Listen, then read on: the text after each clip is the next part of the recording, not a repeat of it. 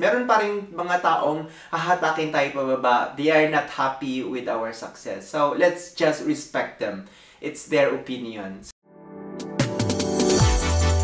Welcome to Adventures In Poland. Welcome to Adventures. This is Adventures with Oli Castillo.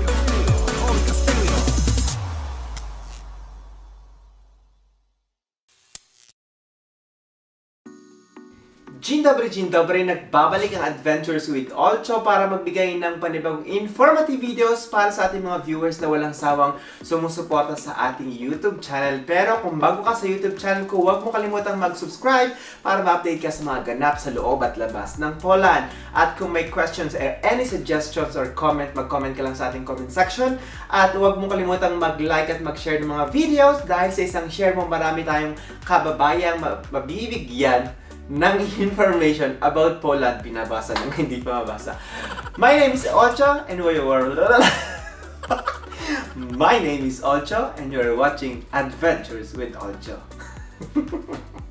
So sa video na gagawin natin ay ang normal natin ginagawa ang pagsasagot sa ating mga questions galing sa ating YouTube channel. Pero bago tayo sumagot ng ilang katanungan sa ating YouTube channel, hayaan nyo muna i-share ko ang isang success ngayong taon na kung saan na-feature tayo sa isang foundation dito sa Poland, ang Society for Boys and Men. Ayan. So, naghanap sila ng lalaki na nagtatrabaho sa preschool na alam naman natin na normally ang nagtatrabaho sa preschool ay mga kababaihan. So, naghanap sila ng isang lalaki na nagtatrabaho sa preschool na ito ba ay natutumbasan ng lalaki ang trabaho ng isang babae o naangatan pa ng isang lalaki ang trabaho ng isang babae. So, thank you so much sa pag-feature sa atin. So, isang city dito sa Poland, galing siya ng Gdansk, if I'm not mistaken. They are from Gdansk. So, Stowarzyszenie na Rzecz Chłopców i Mężczyzn.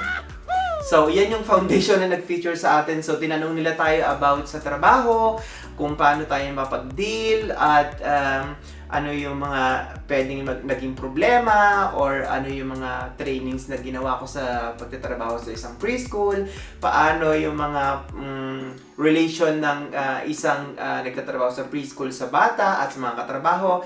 At sobrang na-appreciate ko yung interview na yun, na parang bumalik ako sa dati na parang wala akong experience na magtrabaho sa preschool.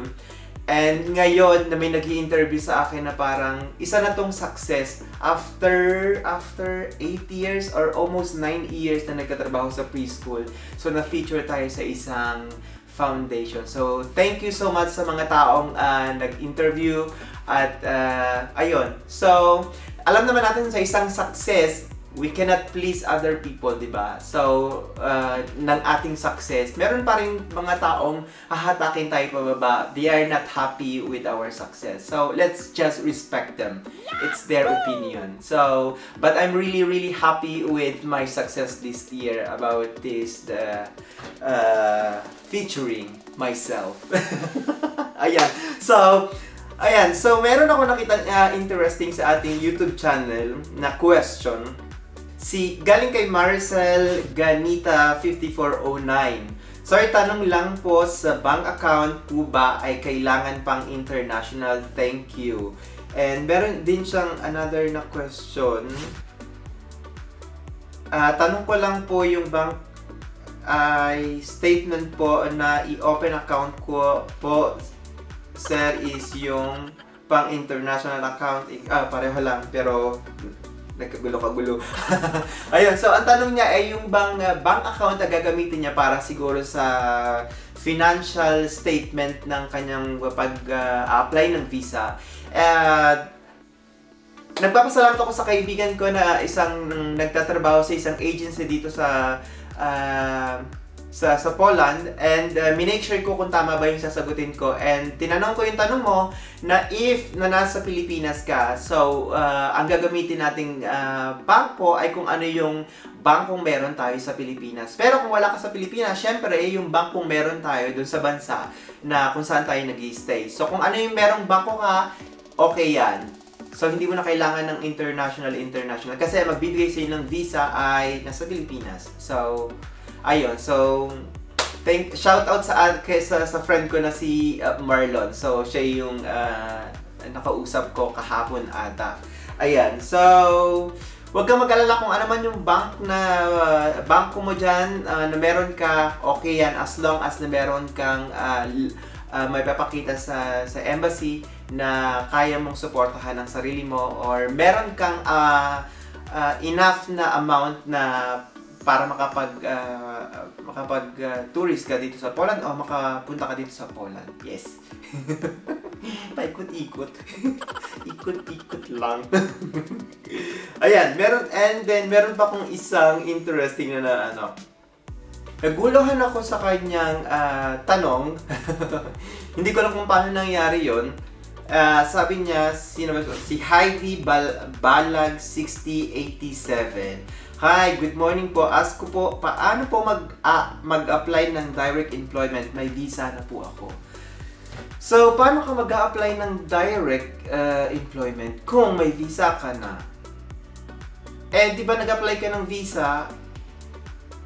Depende kung ano yung apply mong visa. Kung tourist visa ka, ito yung lagi natin sinasabi na hindi ka pwedeng hanap ng employer kung tourist visa ka. Pero pwede ka mag-part-time dun sa ilang days na nandito ka or ilang months na nandito ka sa Poland. Pero yung mag-convert ka into working visa, hindi na siya applicable para sa visa na tourist. Pero kung meron ka ng working visa, tapos maghahanap ka ng direct employment, paano ka nagka-visa? Kasi isa sa mga documents na ipapasa mo ay yung working permit mo dito sa Poland. So, parang naguluhan lang paano ka nagka-visa kung at the same time may visa ka na, tapos naghahanap ka ng direct employment. Ayun. Parang, di ba? Paano tayo mag-a-apply?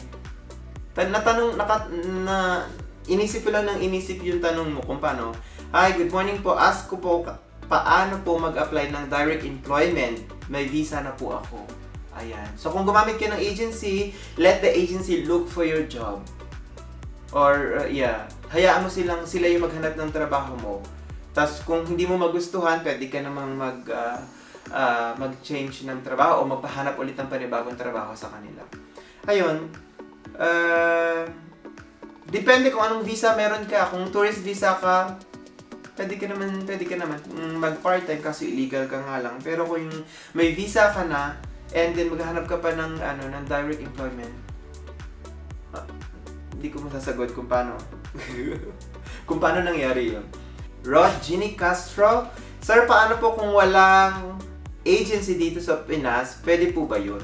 As long na, ito yung sinasabi natin direct hire, na as long na ipoprovide nila yung lahat ng documents para sa iyong application sa visa mo, sa working visa mo, okay siya. Kung lahat ng working permit ipapadala sa'yo, yung registration ng business ipapadala sa'yo, lahat. As long, pag naman tayo mag-apply ng visa, lahat, karamihan sa documents na pinapasa natin sa embassy ay galing sa employer natin. So, kung kaya nilang ibigay sa'yo lahat ng documents na yon, pwede. Kahit hindi ka mag-agency. Diba? Pwede yun. Kaya nga tinatawag natin na direct hire. Diba? Kasi yung ginagawa naman ng agency, kung may agency ka, yun ang sinabi ko dati na yung truth about agency na hindi pa, kung ano yung ina-apply natin sa embassy na working visa o yung in-apply natin doon, hindi pa naman yun talaga yung trabaho natin dito sa Poland. Kumbaga, application lang yun para magkaroon ka ng visa. Tapos, after 2 weeks na nandun ka sa kanilang apartment or kung meron man silang apartment, habang sila naghahanap ng trabaho sa'yo, magpapamedical ka kunwari, ganto-ganto, doon ka palang hinahanapan ng trabaho.